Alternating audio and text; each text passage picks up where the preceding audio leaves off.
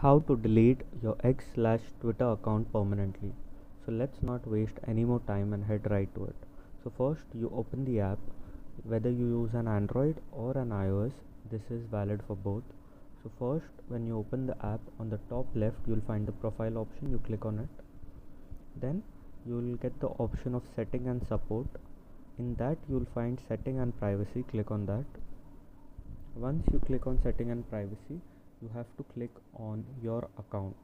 Once you click on your account, you will find an option that says deactivate your account, and then you click on that. And if you deactivate your account for 30 days, like if you deactivate it and don't open it for 30 days, you don't re-log in, your account will automatically be permanently deleted forever. But if you feel like you change your mind, you can log in 30 days and your account will be active again. But if you deactivate it for 30 days and don't log in again, it will be permanently deleted automatically.